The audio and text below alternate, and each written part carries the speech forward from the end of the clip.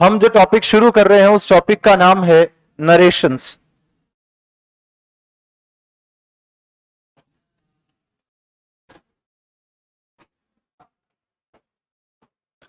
Narrations.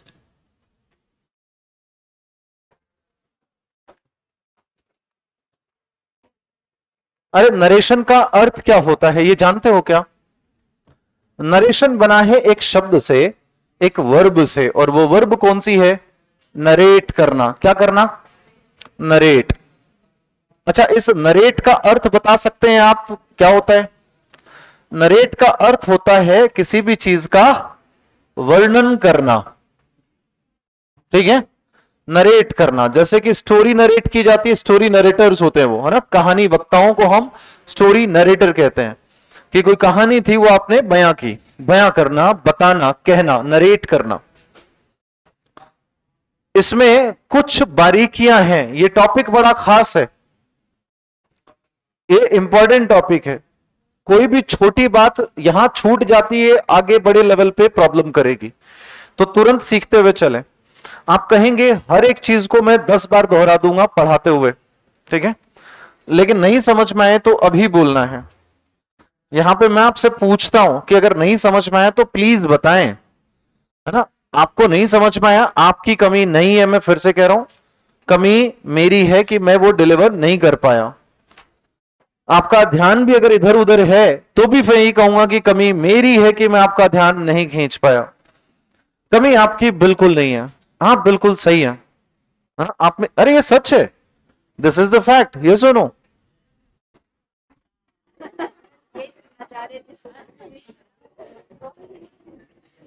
आप बिल्कुल सही हैं, है ना। आप, एक औरत का अपने हस्बैंड से झगड़ा हो गया, उसने ये कहा कि यार क्या है ये, ऐसा मत करो। बोला कि अच्छा ऐसे कैसे? बोला कि मान जाओ, ऐसे नहीं मानोगे, पहले वो करो जो हमेशा करते हो। तो उसने कहा क्या? तो उसने भाई प्यार से बोला कि मेरी मेरी लड्डू, नो, मान जा। तो उसने कहा नहीं ये नहीं। उसने बोला कि आई लव यू। अबे हाथ में रहे, मतलब तो क्या, वो बोलो ना जो हमेशा बोलते हो। अच्छा आई एम सॉरी, हाँ अब ठीक है है ना, गलती मेरी थी, अब एकदम ठीक है। अब बताओ खाने में क्या बनाऊं? गुस्से जाओ। तो गलती सिर्फ मेरी है, कोई बात नहीं है। सुनिए, वर्णन करने का अर्थ क्या है कि जो भी वाकया हुआ, जो भी घटना घटी, उसको आप बताएं। जो भी घटना घटी उसको आप बताएं। बताने के दो मेथड हो सकते हैं, उन्हीं दो मेथड पे ये टॉपिक है, ठीक है। अब मैंने रास्ते से मैं गुजर रहा था और एक घर के अंदर से चिल्लाने की जोरों जोरों से आवाज आ रही थी।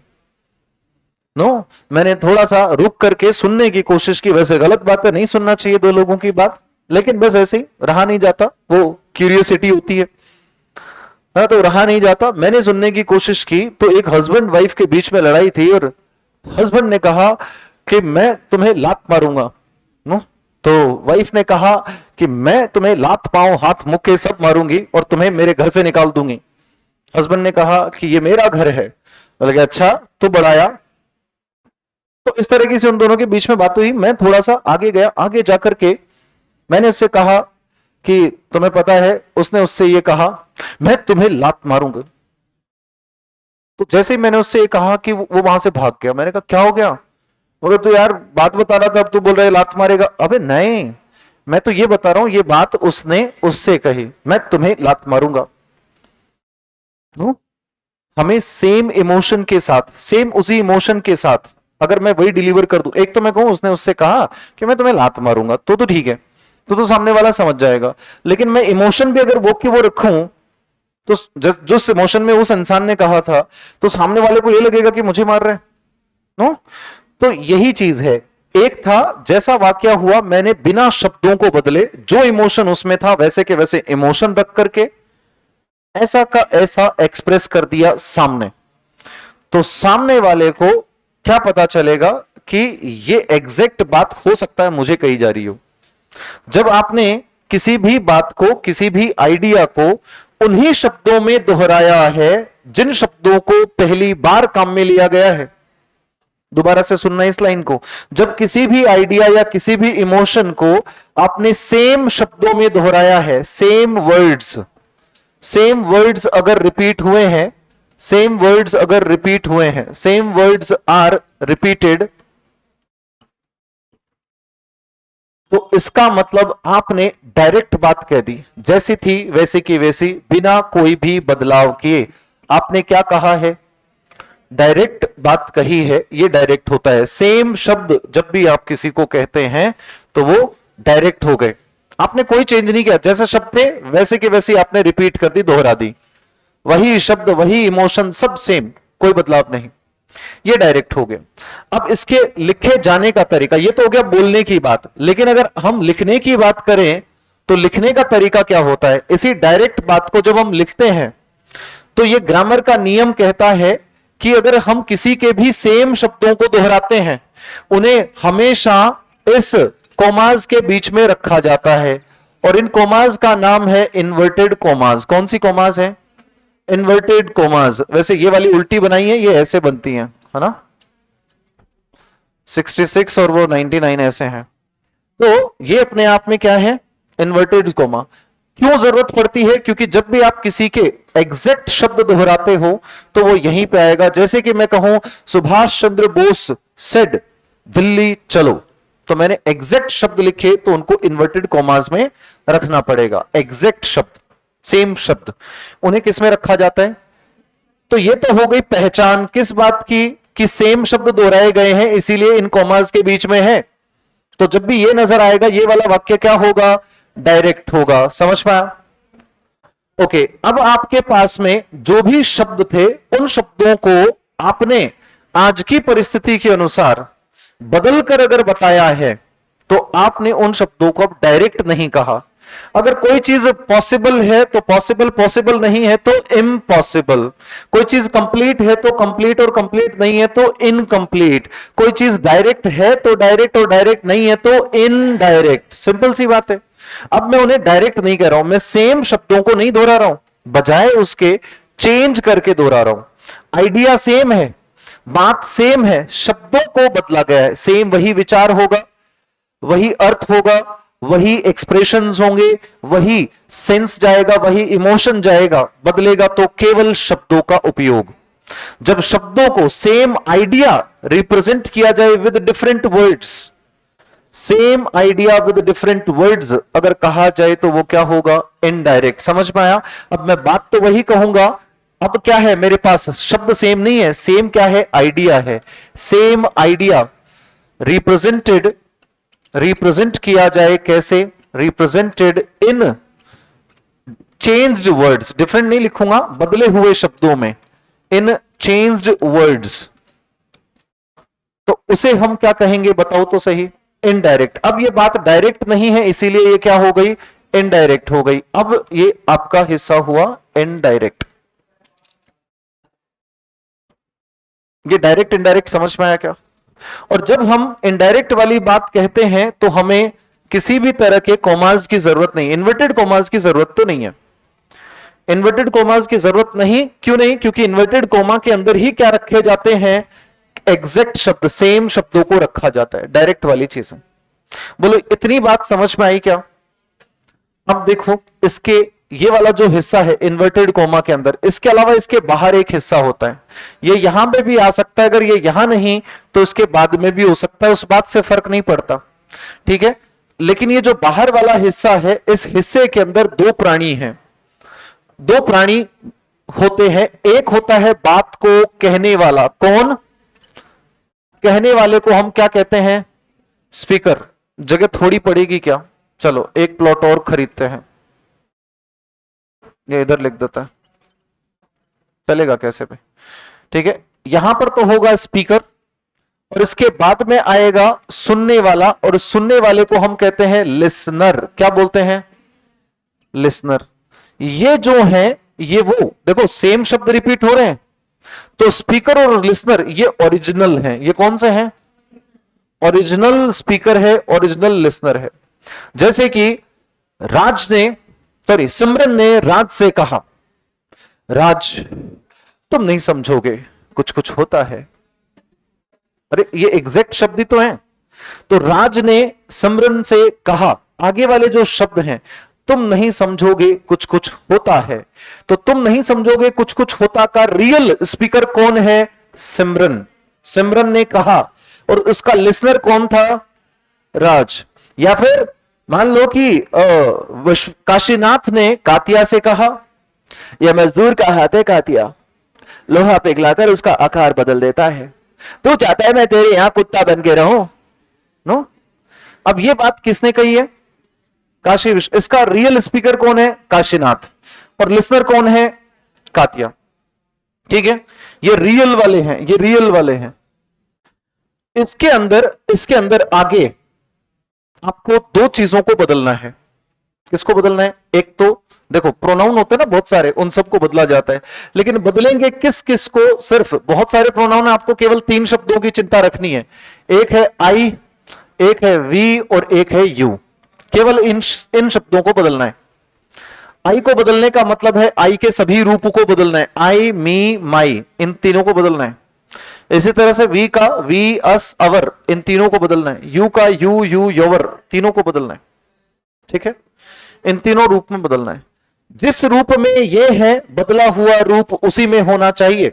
उन चेंजेस की हम बात करें, मैं हर एक चेंज की अलग अलग बात करूंगा। मैं बस कह रहा हूं कि यहां पर आ जाएंगे वो आपके जो सेंटेंस है, वो सेंटेंस यहां पे आ जाएगा। ठीक है, अब देखो, जब आप इन स्पीकर के शब्दों को या फिर इन सेम शब्दों को, जब आप सेम आइडिया को रिप्रेजेंट करते हो बदले हुए शब्दों में, तो बदल रहे हो, आप क्या कर रहे हो? चेंज्ड वर्ड्स में रख रहे हो, बदले हुए शब्दों में। तो क्या क्या बदलाव होता है उसको समझना होता है नरेशंस का topic. Narrations is used to understand these changes. What are the changes that we are going to make while learning this particular topic? मैं दोबारा से दोहरा देता हूं बात, आप घबरा गए होंगे, है ना? इतनी सी तो इंग्लिश बोलता हूं उसमें से भी, है ना? I don't know what to do, but आप लोगों को सीखना जरूर चाहिए, है ना? लाइफ में जॉब लगने के बाद में एक काम जरूर करना, अपने आप को अंग्रेजी बोलना जरूर सिखाना। हाँ हाँ, मेरा तो काम ही वो है। खैर, मैंने जब शुरुआत की थी तो उसी से हुआ था। As a spoken teacher I was born and bought up. मैंने कहा था ना 11th क्लास में पढ़ाना चालू किया था मैंने, तो when I was in 11th में स्पोकन पढ़ाया करता था। ग्रेजुएशन के साथ साथ मैंने फिर ग्रामर वाला पोर्शन जो कंपटीशन पढ़ाना चालू किया था। तो सीखना जरूर, वरना आगे चल के मूवीज भी समझ में नहीं आएंगी। मूवीज जाओगे देखने के लिए, आधे से ज्यादा तो इंग्लिश में आते हैं आजकल डायलॉग्स। अब देखते हैं एक दूसरे, वो सब हंस रहे होते हैं, हम देख के हे। बनावटी हंसी होती है, हमें पता नहीं है कि किस्सा क्या है। चलो अब देखो, यहां तक की चीजें लिख लो, जल्दी लिखो और फ्री करो बोर्ड को, और साथ साथ लिखोगे। अब से जहां मुझे जरूरत पड़ेगी आपको रोक करके समझाने की, मैं आपको कह दूंगा कि एक बार लिखे नहीं, सिर्फ समझें।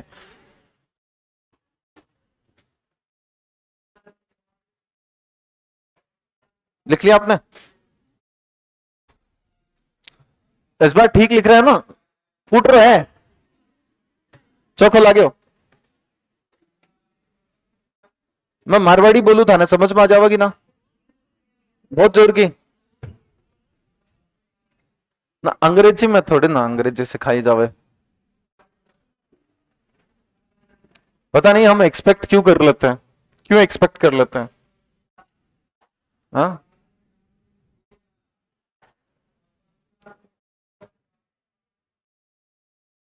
अब मान लो मैं इंग्लिश पढ़ाता हूं, आप ये तो कह देते हो, तो कहना थोड़ा आसान है कि आप पढ़ाए इंग्लिश रहा हूं, फिर भी सर हिंदी में पढ़ाओ। अरे भाषा इंग्लिश है, मैं हिंदी में कैसे पढ़ाऊं? फिर भी किया जा रहा है, काम में लिया जा रहा है ना? टीचिंग मेथड आपके नहीं आते हैं, लेकिन अगर कभी आपने रीट या उसकी करी है ना, 2nd ग्रेड की करी है, तो टीचिंग मेथड सीखे होंगे। उसमें मेथड्स में एक आता है ग्रामर कम ट्रांसलेशन मेथड। ओल्डेस्ट मेथड माना जाता है उसे, oldest method, most boring method, ये उसकी विशेषताएं हैं। और ऐसा मेथड जिसका रिजल्ट न के बराबर आता है। बच्चों की लैंग्वेज यूज कभी डेवलप नहीं हो पाती, है ना? लेकिन फिर भी आप यही उम्मीद करते हैं कि ऐसा ही हो। ये ठीक वैसे ही है जैसे कि कोई जहाज बनाने वाला दिखाए कि देखो एरोप्लेन बनाया है। अच्छा ठीक है, ये हमारे वाले घर पे चला के दिखाओ उससे पहले, हमारे कमरे में, कैसा चलेगा उधर? ये हवा में उड़ने के लिए बना है। हाँ, ट्रेडिशनल कह लो, चाहे आप उसे क्या कह लो, ग्रामर कम ट्रांसलेशन मेथड। पर लेटेस्ट मेथड आता है डायरेक्ट मेथड, जिसमें आप इंग्लिश को इंग्लिश में सिखाते हैं। वो इंटरेस्टिंग होता है, इफेक्टिव होता है। बस उसमें समस्या ये है कि क्राउडेड क्लास नहीं होनी चाहिए ना। बहुत सारी क्राउड में सब लोगों का ध्यान नहीं आ पाता, सब लोग शामिल नहीं हो पाते। मैं यहाँ पे पढ़ा रहा होता हूँ, कुछ लोग उधर कह रहे होते हैं कि ये देख इतनी दूर दिख गई को नहीं कहीं लिख रखो है ना, वो किसी को बता रहे होते हैं। कुछ लोग तो वीडियो कॉल पे सबूत दे रहे होते हैं कि यहाँ पे क्लास में ही हूं, मिटा दूं।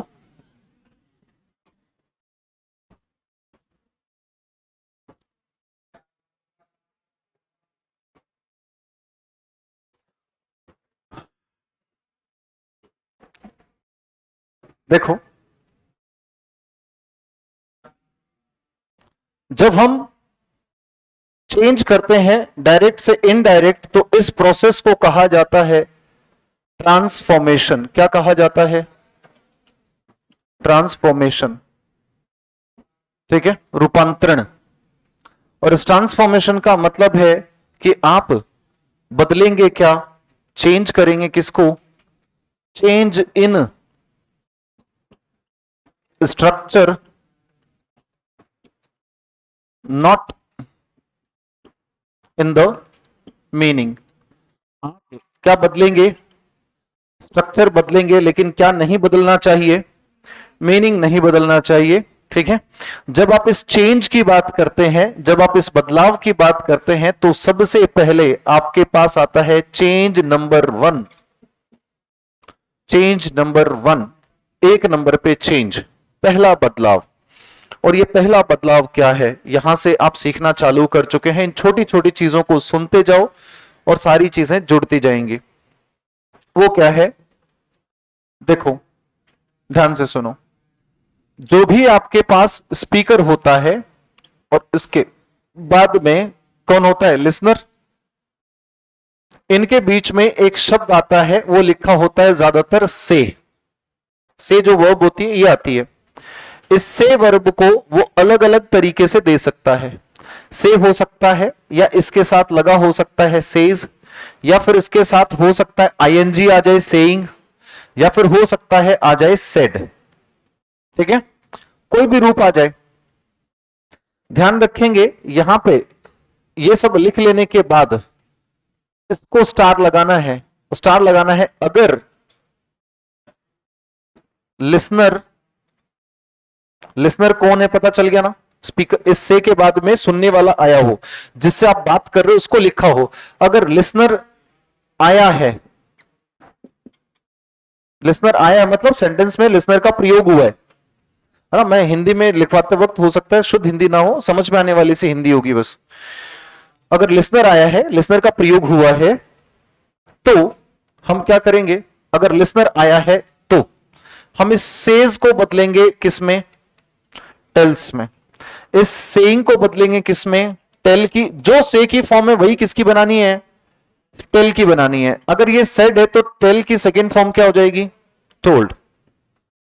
लेकिन याद रखें, जब भी लिसनर आता है तो इसके साथ में टू भी लगा होता है। इसके साथ क्या लगा होता है? टू भी लगा होता है। तो इन दोनों को ही हम बदलते हैं किसमें? टेल में। से को टेल में बदल देते हैं। ये चीज समझ में आ गई क्या?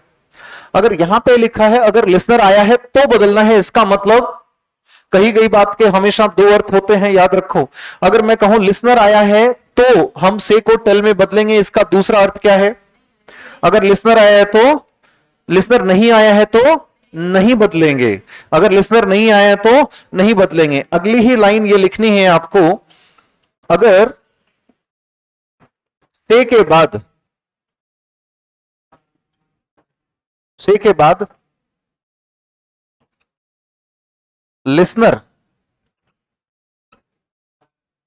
ना हो तो से रहेगा किसमें? से में। हम बेसिक चीजें कर रहे हैं, बाद में कुछ चीजों की वजह से कुछ अलग अलग कॉन्सेप्ट्स आएंगे, उनको हम तभी देखेंगे। से के बाद अगर लिसनर नहीं है तो हम से को से में रखेंगे। इसका मतलब अगर सेज आया है तो क्या हो जाएगा, इधर भी सेज, मतलब बदलेगा नहीं है। सेइंग आया तो सेइंग, सेड आया तो सेड रहेगा। इसको नो चेंज आप ये लिख सकते हैं, से का से रहेगा मींस नो चेंज, इसमें बदलाव नहीं करना। तो ये था आपका चेंज नंबर फर्स्ट। एग्जाम्पल देख लो इस बात के फटाफट, ठीक है।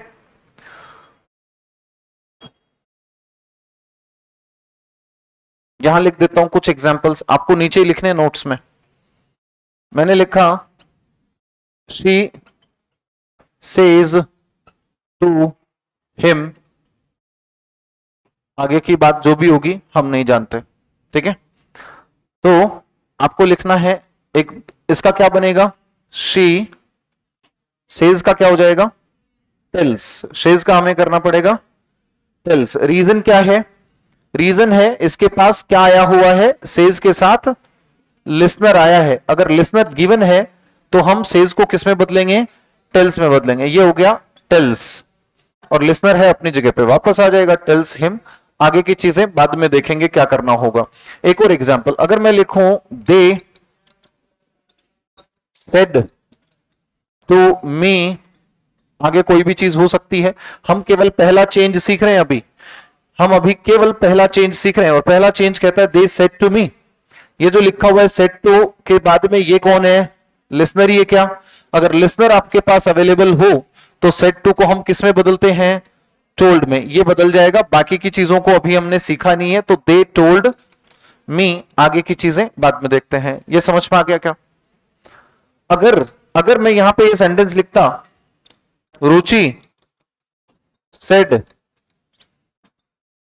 सिर्फ इतना, तो बताओ क्या इसके बाद में लिसनर है क्या, लिसनर की कमी होती है तो हम इसको नो चेंज, सेड का क्या रह जाएगा, सेड रह जाएगा। ठीक है, यहां तक हमने एक ही बदलाव सीखा है अभी, और पहला बदलाव यह है कि यदि अगर आई मीन लाइक किसी भी सेंटेंस में, डायरेक्ट सेंटेंस में अगर स्पीकर के बाद आने वाली वर्ब से में लिसनर है तो से को बदला जाएगा, और बदलेंगे टेल में। से जिस फॉर्म में होगा उसी फॉर्म में टेल जाएगा।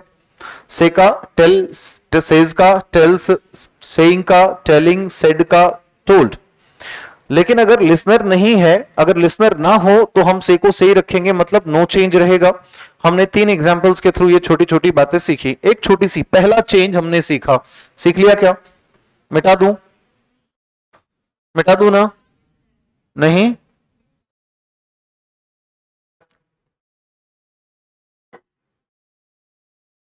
क्यों खोल दिया, हाँ अच्छा ओके। हाँ, बर्थडे विश ही नहीं किया आपने।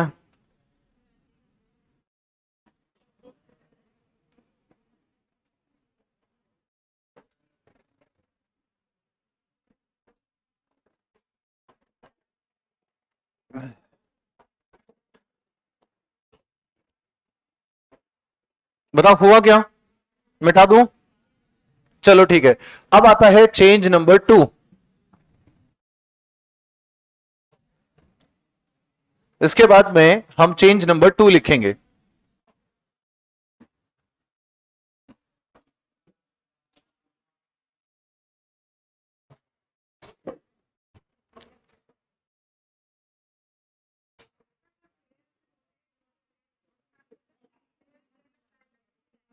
ना ना ना, वहां 2 नहीं लगता, से के साथ 2 लगता है।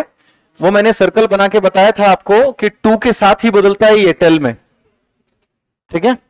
से के साथ 2 आता है अगर लिसनर हो तो, लेकिन टेल के बाद में लिसनर हो चाहे ना हो हम 2 नहीं लगाते, ठीक है। ओके, नाउ चेंज नंबर 2 क्या कहता है, चेंज नंबर 2 के अकॉर्डिंग ये है, देखो हम जानते हैं किसी भी सेंटेंस में ये इन्वर्टेड कोमास होती हैं, इसके बीच में एक सेंटेंस होगा जो एग्जैक्ट शब्द होते हैं, और बाहर आपके पास स्पीकर और लिसनर होते हैं जिनके बीच में आपको से या से की कोई भी फॉर्म नजर आती है। और इसके इस हिस्से को एग्जैक्ट शब्दों से अलग करने के लिए एक कॉमा आती है क्या। तो हम चेंज नंबर 2 में ये सीखते हैं कि डायरेक्ट से इनडायरेक्ट बनाते समय, डायरेक्ट से इनडायरेक्ट बनाते समय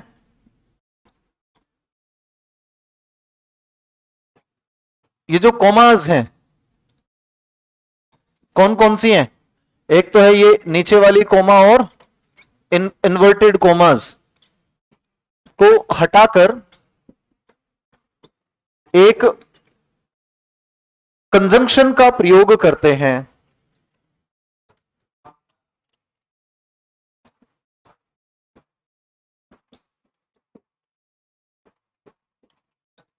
ठीक है, एक कंजंक्शन का प्रयोग करते हैं, इससे स्लो नहीं हो पाएगा। एक बार ये चीज आपने सीख ली फिर एकदम आसान हो जाएगा, छोटा सा टाइम लगेगा बस। कंजंक्शन का प्रयोग करते हैं। फिलहाल आपके पास अभी के लिए एक कंजंक्शन हम दे रहे हैं और वो कंजंक्शन है कौन सा? दैट। हम यूज करेंगे क्या? दैट कंजंक्शन यूज करेंगे।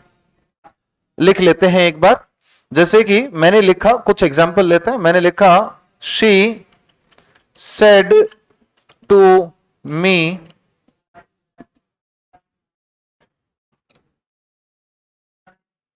she said to me I am going। ठीक है, अब इसको पूरे को नहीं बदलूंगा मैं, आपका ध्यान केवल उसी चीज पे होना चाहिए जो आप सीख रहे हो। पूरे को नहीं बदलूंगा, केवल एक हिस्से को सुधारूंगा। अब देखो इसका क्या करना है हमें, ये डायरेक्ट है क्योंकि इन्वर्टेड कोमा में एग्जैक्ट शब्द लिखे हुए। तो आपने लिखना है शी। ये चेंज आप सीख चुके हो क्या? सेड टू के बाद अगर लिसनर है तो किस में बदलते हैं इसे? टेल में। टेल की फॉर्म भी वही हो जाएगी जो इसकी थी, सेकंड तो second. She told listener me. In commas हटाकर हम क्या लिखते हैं? दैट। और आगे की जो चीजें हैं वो एग्जैक्ट ऐसी की ऐसी आ जाएंगी, इनका बदला हुआ रूप आगे आ जाएगा। ठीक है, आगे के चेंजेस बाद में सीखेंगे। कर लोगे क्या? अरे ये दैट लगाना है बीच में इन कॉमास को हटा के, और फिर हमें कॉमास यूज नहीं करनी है, सीधा ये फुल स्टॉप आएगा। ठीक है, एक और देखो, एक और एग्जाम्पल मैं लिखूं, ही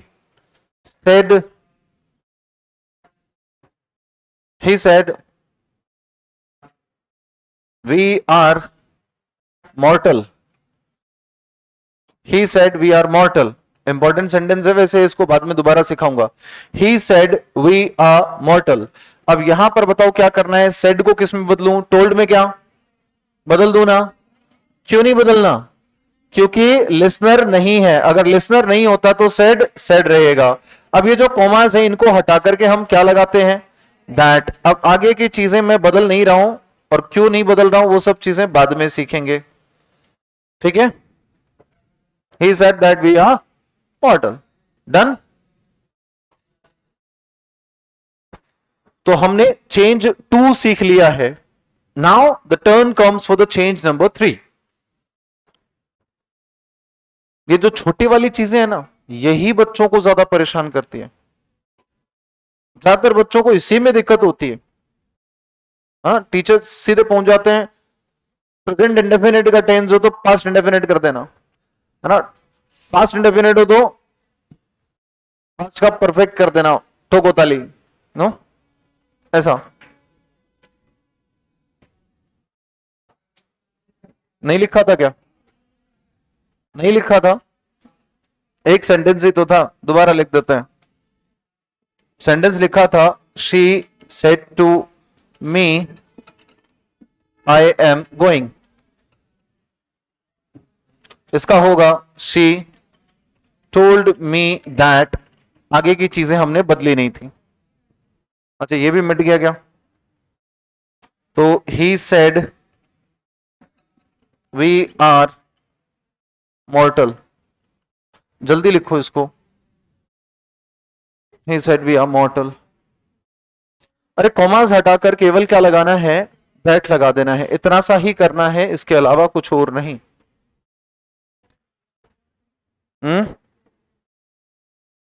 क्या कह रहे हो? म्यूजिक बंद कर, बहुत सारा बोलना पड़ रहा है ना, इसलिए आज बहुत ज्यादा बोलना पड़ रहा है। मिटा दूं? बोलो ना। हा? ये मिटा। तो चेंज नंबर 2 हो गया है। अब चेंज नंबर 3 और 4, बस 4 ही चेंज हैं। फिर उसके बाद में हम सारे सेंटेंस कर लेंगे। देखो ये बताओ, टेंस से सिखाऊं कि बिना टेंस के? है ना, टेंस नहीं आते क्या आपको? नहीं आते तो बिना टेंस से सीख लेंगे, कोई बात नहीं है, हर एक चीज संभव है ना। अब ये राजू की तरह कोलगेट निकाल के मत बोलना, डाल के दिखा वापस। हाँ, चेंज नंबर 3, ये है change number 3।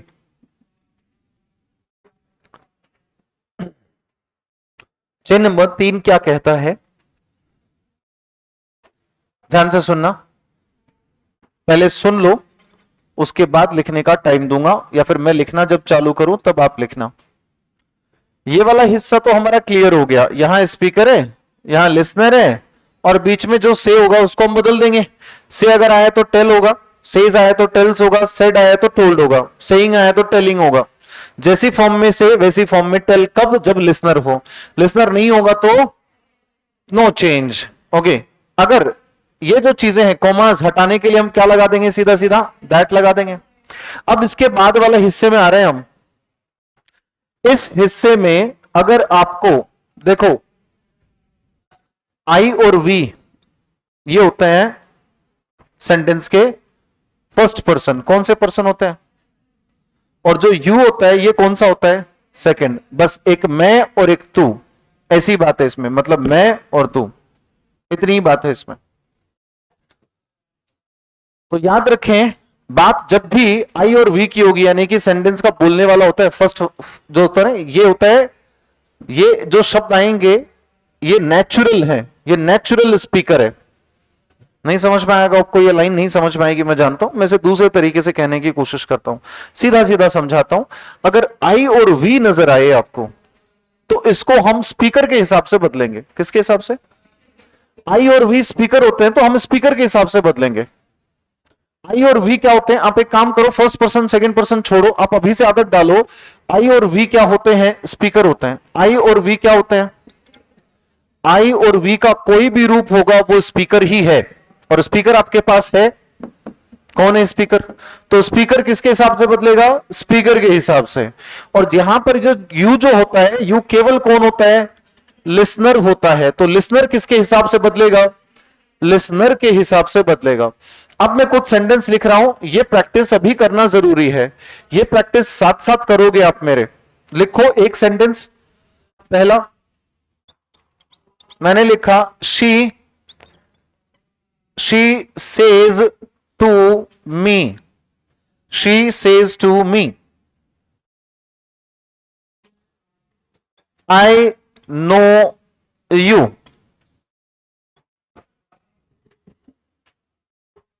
She says to me, I know you. एक और सेंटेंस लिख लेता हूं, आप इसके नीचे जगह छोड़ लेना इसको चेंज करने के लिए। He says to her, you are my everything. You are my everything. अलग अलग आ रहे हैं ना अब तो? कोशिश की है मैंने कहीं पे भी नहीं लिखने की एक साथ, कुछ हो जाते हैं फिर भी।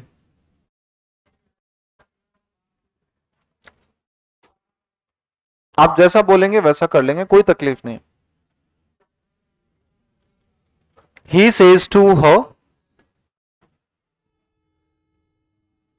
he says to her, you are my everything। इसके 6-7 सेंटेंस प्रैक्टिस करने होंगे हमें, तब जाके समझ पाएंगे। चलो लिख लिए क्या दोनों सेंटेंस? बताओ, she says to me। सबसे पहले तो बताओ, क्या इसके पास में लिसनर है क्या? लिसनर अगर आया हो तो इसको हम किस में बदलते हैं? टेल में बदलेंगे, इसमें एस लगाए तो इसमें भी लगा देंगे। ये हुआ she tells me. In commas को हटा के हम क्या लिखते हैं? दैट लिखते हैं। कंजंक्शन आ गया, कॉमास नहीं लगाएंगे अब ये आई कौन है? आई और वी स्पीकर होते हैं। ये है जी स्पीकर। लो जी, अगर ये स्पीकर है तो इसका मतलब कौन है? ये शी है। तो इसको, ये स्पीकर यहां पे सब्जेक्ट है क्या? तो शी को सब्जेक्ट बनाओ। आपने शी को सब्जेक्ट वाला रूप क्या दोगे? शी। अब ये लिखा है नो, आपने लिख दिया नो। लेकिन जैसे ही करना चाहा तो टेंस आपको इजाजत नहीं देता, क्योंकि सिंगुलर के लिए सिंगुलर वर्ब आनी चाहिए। यस और नो? तो आपने क्या किया? She knows. अब ये जो लिखा हुआ यू है, यू कौन होता है? लिसनर होता है क्या? चेक करो जरा, लिसनर कौन है? अरे लिसनर तो मैं हूं। तो यहां पे लिसनर जो है वो यू लिखा जरूर है, लेकिन है कौन वो? मी। तो मी को जब मैं लिसनर की जगह पे लाऊंगा तो ये क्या बनेगा? कैसे हुआ नहीं पता चला क्या? अरे यू को हम कौन बता रहे हैं? मी। शी ने मुझसे कहा, शी ने मुझसे कहा मैं तुम्हें जानती हूं। तो ये तुम्हें कौन है? मैं ही तो हूं। ये मैं ही तो हूं, मुझसे कहा है तो। इसीलिए यहां पर ये मी आ गया। दोबारा से देखो, ही सेज टू हर, ही ने कहा, हर से कहा, सेज टू दिया है, ये तो ऐसे कैसे आ जाएंगे? और ये जो सेज टू एक इसमें बदल जाएगा टेल्स में। कॉमाज हटाकर हम क्या लिखेंगे? दैट। यू कौन होता है? स्पीकर। और स्पीकर कौन है? ये लड़की, हर। तो हर को आप जब सब्जेक्ट बनाओगे तो क्या बनेगा ये? अब आप कहोगे सर हर था ना, शी क्यों आया? ये कंफ्यूजन है क्या? ये हर था, शी क्यों आया? कंफ्यूजन है? ये इसलिए आया है, यहां पे ये हर इस वर्ब का ऑब्जेक्ट था। यहां पे आने वाला ये हर, यहां पे मान लो मैं हर लिख दूं, लेकिन ये आर वर्ब जो आएगी आगे उसका क्या बनेगा? सब्जेक्ट बनेगा। तो सब्जेक्ट को सब्जेक्ट के रूप में रखा जाए। तो यहां पे शी आ गया, अब शी के साथ आर नहीं, क्या होगा? इज। ये माई, मी का, आई का ही तो रूप है, आई मी माई। तो आई का अगर रूप है तो देखो, आई का, आई कौन होता है? स्पीकर। स्पीकर है ही का आपको लिखना है हक बताने वाला रूप, हिज एवरीथिंग। बाकी कुछ नहीं बदलना, बस ये लास्ट चेंज है, इसके बाद में आपके नरेशंस हो जाएंगे एक सेंटेंस से, सारे टेंस हो जाएंगे एक सेंटेंस से। एक सेंटेंस से सारे टेंस हो जाएंगे, घबराए नहीं। ठीक है, ये बातें हो गई क्या? चलो मैं आपको प्रैक्टिस के तौर पे 3 सेंटेंस डाल के दे रहा हूं जिनके प्रोनाउन आप चेंज करेंगे। ये प्रोनाउन है ना? चेंज नंबर 3 में प्रोनाउन आता है, मिटा रहा हूं मैं, है ना? नहीं लिखा?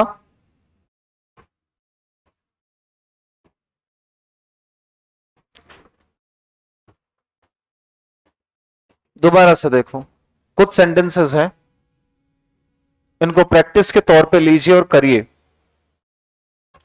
राज said to Anjali,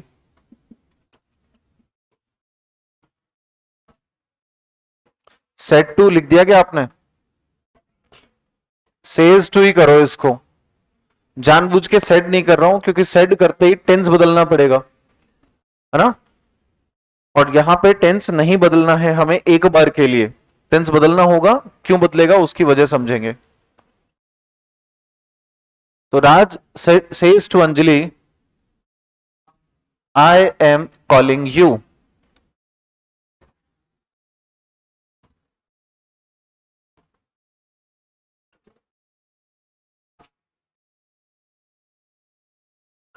Divya says to Rohan,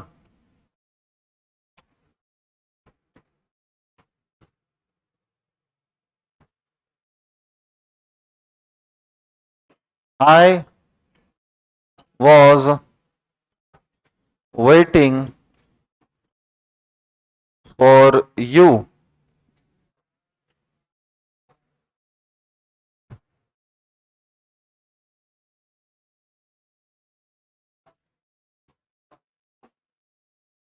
Rohit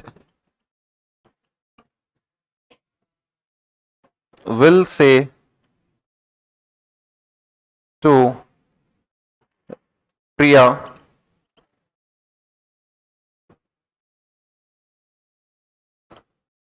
I know this, I know this tune. यही धुन तो मुझे आती है, डोंट यू रिमेंबर? मुझे मेरी माँ ने सिखाया।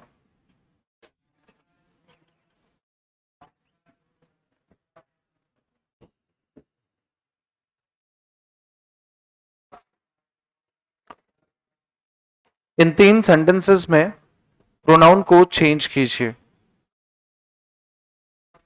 वो जो 3 शब्द लिखे हैं ना उधर आई वी यू, इसके अलावा अगर कोई भी दूसरा प्रोनाउन आए उनको बदलने की जरूरत नहीं है, उनको नहीं बदलना। अच्छा, बदलाव कहां करने हैं प्रोनाउन वाले? अंदर करने हैं, अंदर करने हैं। जो भी अंदर वाले इन्वर्टेड कोमा में जो शब्द है उन्हीं को तो बदलना है।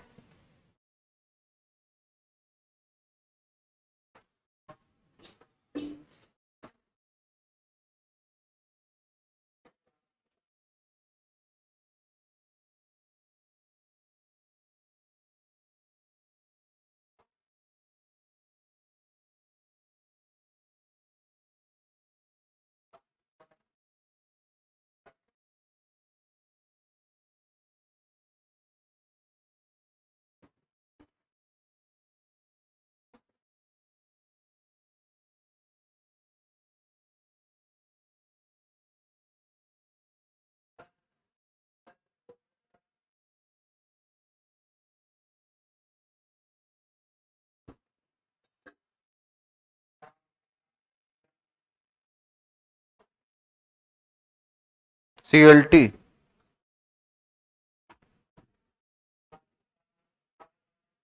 लिख लिया क्या? नहीं,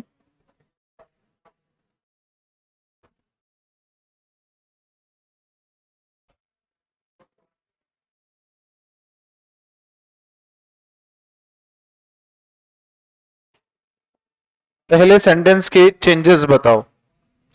देखो, Raj says to Anjali, says to को हम किस में बदलेंगे ये हम जानते हैं, क्योंकि क्या आया है इसके पास? लिसनर आया है। अगला है इन कोमास को हटा करके हम लगाएंगे दैट। ये जो आई है ये स्पीकर है, तो स्पीकर राज है। अरे रियल स्पीकर तो राज है ना, राज को हम क्या लिखेंगे? ही लिखेंगे। अब ये आई के साथ एम आता है लेकिन ही के साथ इज आएगा, ही इज कॉलिंग। यू कौन है? लिसनर होता है, लिसनर है अंजलि, अंजलि के लिए क्या आएगा? हर। शी नहीं, ऑब्जेक्ट की जगह है ना, जगह देखो जगह कौन सी? ऑब्जेक्ट वाली, तो शी का हर वाला रूप आएगा। इसमें गलती हुई है क्या? हुई है, हर लिखा है, हर की जगह शी लिखा है। देखो, शी तो तब आता जब इस सेंटेंस में ये सब्जेक्ट की जगह पे आ रहा होता। अगर ये सेंटेंस में सब्जेक्ट की जगह आ रहा होता तो हम ही की जगह पर क्या करते? शी करते। लेकिन यहां पर ये अंजलि जो है यू के हिसाब से लिसनर है। लिसनर आपने देखा ये कौन है? अंजलि। अंजलि आएगी तो उसकी जगह, लेकिन ये किसकी जगह है? कौन सी पोजीशन पे है? ऑब्जेक्ट की ना। तो आप इस शब्द को ऑब्जेक्ट की जगह ही रखोगे और ऑब्जेक्ट के रूप में रखोगे। अगला देखो, दिव्या सेज टू रोहन। इस सेज टू को हम बदलेंगे किसमें? टेल्स में। वजह आप साफ जानते हो, क्योंकि लिसनर आया है। अगर लिसनर आया है तो हम इसको बदलते हैं।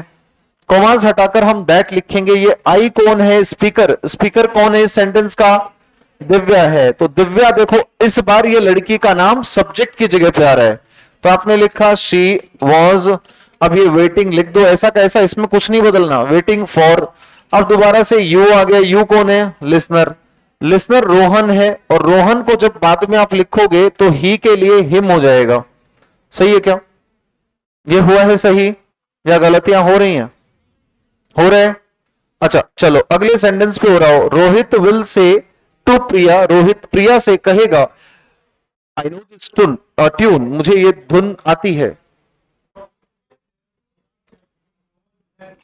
शाबाश।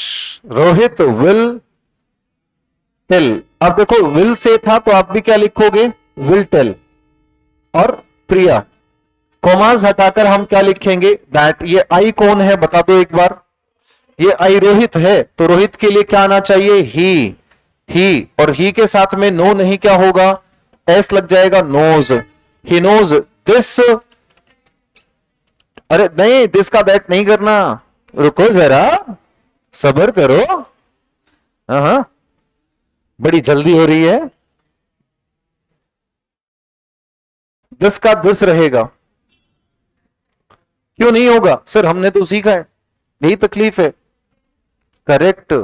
जहां पर टेंस का बदलाव होगा वहां पर बाकी के ये जो दूसरे शब्द है ना, जो समय और स्थान बताते हैं, उनमें बदलाव होगा।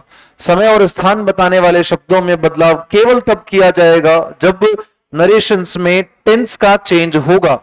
मिनट बची है 10 और इन 10 मिनट में 3 चेंजेस हमने सीख लिए। फोर्थ चेंज है आपका, जिसे सीखने के लिए इस 10 मिनट में आपको समझा रहा हूं। कल की क्लास में सिर्फ प्रैक्टिस होगी, अभी समझा रहा हूं। उसके बाद में इससे जो मैं आपको बताऊं, इससे कुछ ऑप्शन सॉल्व करके देखना, क्वेश्चंस करके देखना हो रहे हैं क्या। जो खास होते हैं ना, जैसे इंपेरेटिव आएंगे या फिर वो आई विश वाले आएंगे, या फिर लाइक कौन सा था, और वो होते हैं मे यू लिव लॉन्ग, या फिर एक्सक्लेमेटरी वाले, उन सबको बाद में करेंगे, कल करेंगे। अभी मैं आपको कॉमन बता रहा हूं, साधारण तरीके से हम कैसे सीख सकते हैं। अच्छा, जो चेंजेस मैं आपको यहां बता रहा हूं वो सारे वहां पे भी होंगे।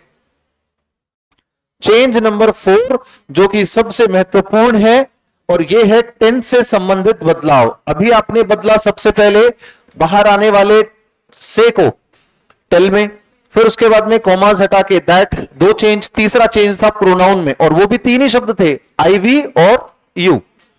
आईवी स्पीकर होते हैं तो स्पीकर के अनुसार, यू लिसनर होता है तो लिसनर के अनुसार। ठीक है, ओके। चेंज नंबर 4 है जिसमें हम बदलते हैं क्या, टेंस। ठीक है, हम टेंस बदलते हैं। टेंस बदलेगा किसका, इन्वर्टेड कोमा के अंदर जो सेंटेंस आया है उस सेंटेंस का टेंस बदलेगा। आप थोड़ा ध्यान से सुनना, टेंस बदलने की सबसे पहली शर्त क्या होती है उसको ध्यान से सुनो।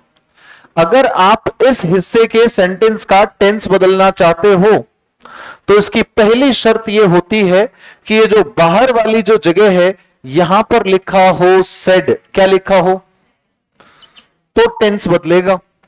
अगर यहां पर आपने से, सेज या विल से लिखा है, विल से लिखा है, तो टेंस नहीं बदलेगा। इसमें होगा नो चेंज इन टेंस।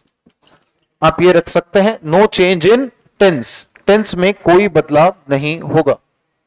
कब नहीं होगा, अगर बाहर जो ये सेड होती है ना, स्पीकर के बाद सेड और लिसनर, ये होता है सेड। अगर ये सेड मतलब पास्ट, आपको लिखना है कैसे, अगर इन्वर्टेड कोमा से बाहर वाले हिस्से में लिखो, अगर इन्वर्टेड कोमा से बाहर वाले हिस्से में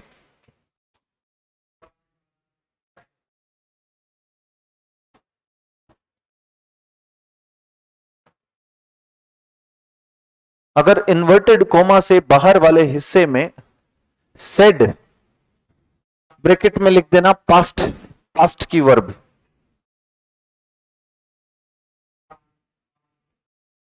का यूज हुआ है,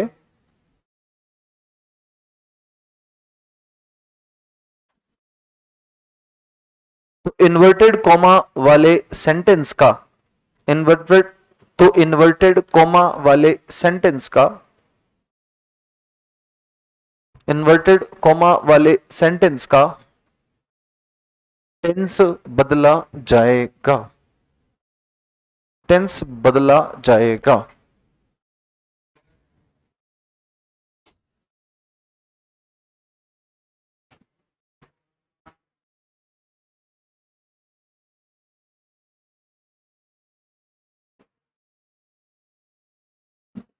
तो टेंस बदलने की शर्त आपने लिख ली।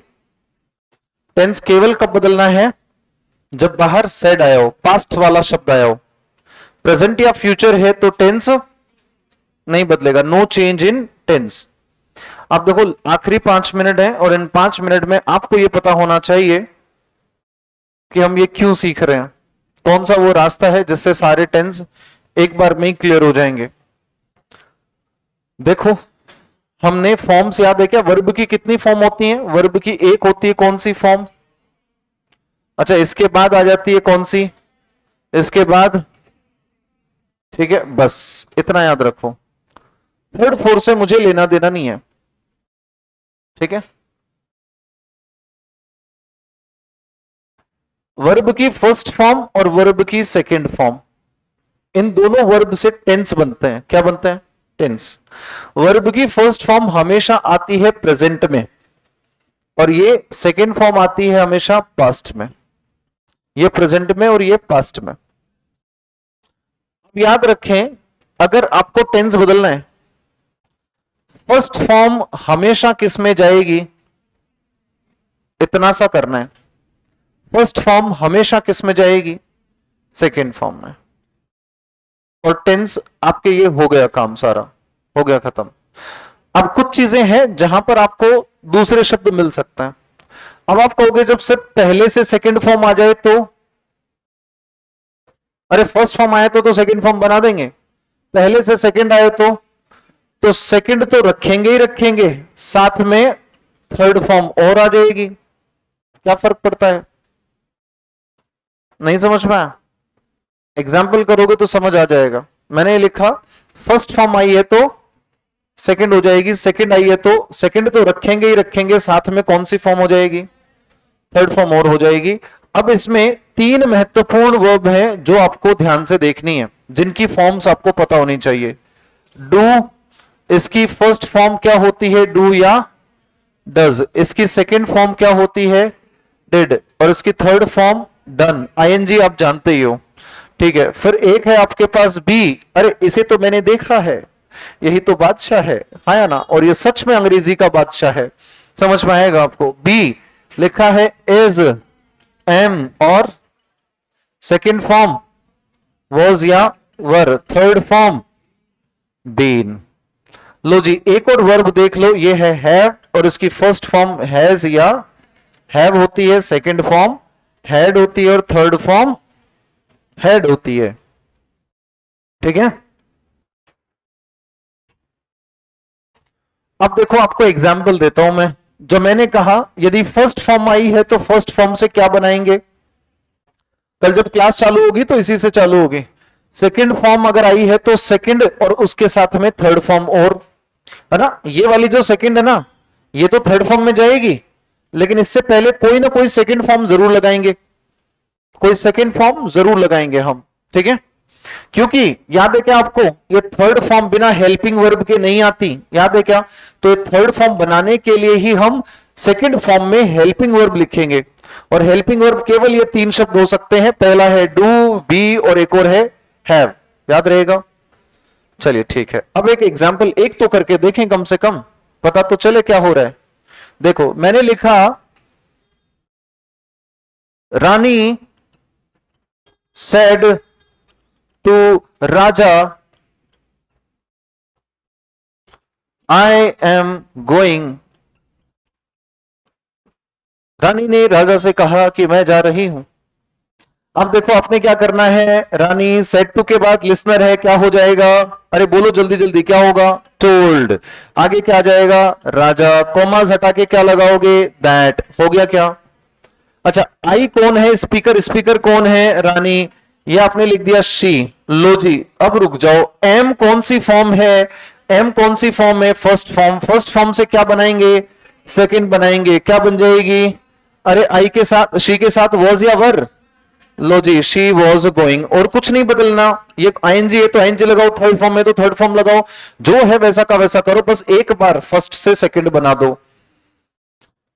मैं फिर से कह रहा हूं किसी टेंस की जरूरत नहीं पड़ी मुझे, मैं तो सिर्फ इतना सा कह रहा हूं आपसे, जो फर्स्ट फॉर्म है उसे सेकंड बना दो, सेकंड आई है उसको तो थर्ड में ले जाएंगे, लेकिन उससे पहले सेकंड फॉर्म हेल्पिंग वर्ब जरूर लगाएंगे, क्योंकि बेसिक नियम है, थर्ड फॉर्म बिना हेल्पिंग वर्ब के नहीं यूज होती। और क्या क्या चेंजेस हैं वो देख लेना आप। अभी एक सेंटेंस और लिख लेते हैं ना। अच्छा आप कोई भी सेंटेंस मुश्किल सा बोल के देख लो, परफेक्ट का सेंटेंस बनाएं, चलो परफेक्ट का बना लेते हैं। मैंने लिखा राजा said to Rani, Raja said to रानी, राजा ने रानी से कहा, you have not, नेगेटिव भी बना लेते हैं, you have not seen my message, तुमने मेरा मैसेज नहीं देखा, you have not seen my message। लो जी हमने इसको बनाया, राजा सेड को किसमें बनाना है, टोल्ड में, किसको, रानी को, राजा टोल्ड रानी, कोमास हटाकर दैट। यू कौन लिसनर होता है, लिसनर रानी है, रानी के लिए शी आ जाएगा। हैव कौन सी फॉर्म है, हैव कौन सी फॉर्म है बताओ ना, फर्स्ट फॉर्म है क्या, प्लूरल के हिसाब से है, फर्स्ट फॉर्म है, तो फर्स्ट फॉर्म को किसमें बनाएंगे, सेकंड में। लो जी मैंने लिख दिया शी हैड नॉट सीन, आगे कुछ नहीं बदलना है, माई को बस प्रोनाउन आ जाएंगे बदल देंगे। माई कौन है, राजा, राजा के हिसाब से हिज मैसेज हो गया। नहीं हुआ क्या ये सारे टेंस का इलाज हो गया है। अब कुछ मॉडल्स होते हैं। फर्स्ट फॉर्म के मॉडल कैन, कैन का सेकंड फॉर्म कुड, विल का सेकंड फॉर्म वुड, शेल का सेकंड फॉर्म शुड, मे का सेकंड फॉर्म, सारे मॉडल्स हो गए, खत्म बात। ऐसे ही करना है बस, फर्स्ट फॉर्म से सेकंड फॉर्म, पहले से सेकंड फॉर्म दे दी तो सेकंड फॉर्म को तो थर्ड में ले जाएंगे, लेकिन उससे पहले सेकंड फॉर्म भी लाएंगे, क्योंकि हेल्पिंग वर्ब का आना जरूरी है। कुछ छोटी छोटी चीजें और सीखेंगे, जो यूनिवर्सल बातें बताई जाएंगी आपको। यूनिवर्सल का मतलब ऐसे नियम जो हर स्थिति में काम में आएंगे, और वो नियम अगर आप सीख लेते हैं, मैं कह रहा हूं जिंदगी भर आपको समस्या नहीं होगी। जिस तरह से पेसिव्स में आपको एक भी जगह पर टेंस का नाम नहीं लिया गया था, यहां पे भी नहीं आएगा, हो जाएगा। ख्याल रखिए अपना, कल मिलते हैं।